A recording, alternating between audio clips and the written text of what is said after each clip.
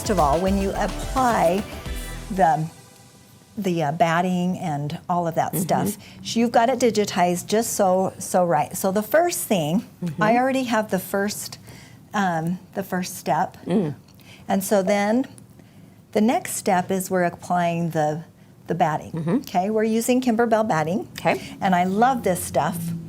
Yeah, I'm covering over the line that's already done. So the placement line has already been stitched out. Yes. Okay. So there's a placement line, and now it's going to go around twice to hold that nice in place. I'm also using wash-away stabilizer. Yes. So that is also another important thing that when you're making these banners, to use the wash-away stabilizer. Yeah, definitely. It's because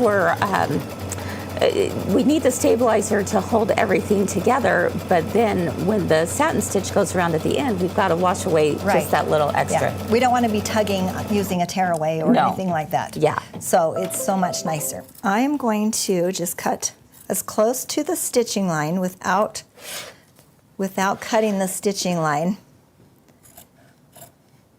I'm trying to stay on the chair and cut at the same time. I highly recommend that you can touch the floor when you're sewing. So now we're going to apply our first layer, which is the front. Yep. And I have actually put fusible backing on all of my pieces. Yes. And I wanted to at least point this out really quickly, because this is one thing that I'm sold on the fusible backing. Yeah, definitely. I did a couple, and I wanted to kind of show you. Hopefully you can see the difference. Can you tell which one I did not use the fusible backing on? I don't know if they'll be able to tell as well, but I can definitely tell. Yeah, I'm like, maybe if I put it up this way, maybe not. Yeah, it's definitely not as firm. No, and it's kind of it's pulled up a little bit here, and maybe if I really did this.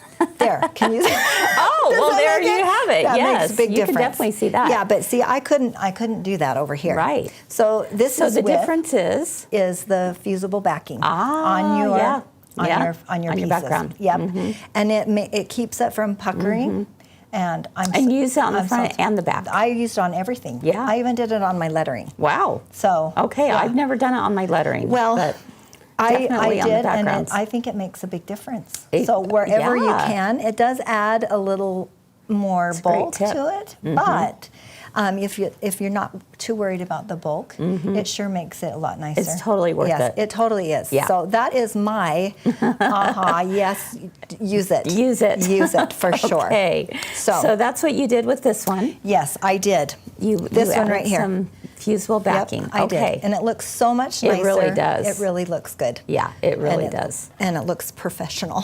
So. Yes. All right, so our next step is we're going to, here's we're going to have Kris put that on top, and she's going to stitch. Now, another thing, you're working with a directional fabric. Yes. So make sure that your fabric is on straight. I absolutely love this lettering. So it's really, really cute. Thanks. So, all right, so now we have the placement line for our letter T. And I'm going to hand her, let's see if we can see this that? on the bed. Can you see it? Let's take a look right down here. Sort of. All right. You can kind of see the T, right? Yeah. So for those of you who may not be familiar with how applique works on an embroidery machine, this may be a real aha moment for you, for sure. You know what? I love machine embroidery so much. And you were the one. Let's take a look right down here. Do you remember? You were the one that introduced me. You and Kim. You and Kim. Don't you remember coming to my house that one day? It was just like, how many years ago? A bunch of years ago. A bunch of years ago. You had just started. You and Kim both had just started with machine embroidery. And I, just right after that, bought my first embroidery machine. No way. Yes. Okay, so now I'm going to do the same thing, and I'm going to trim this as close to the Alicia stitching. Evans. She loves laughing with us. Oh, I'm so glad. I appreciate that. All right, so here we have this, and I've actually, now it's ready to put the satin stitch on. But Okay. I've already done that, Uh-huh. so that because when you do the satin stitch, it Yeah.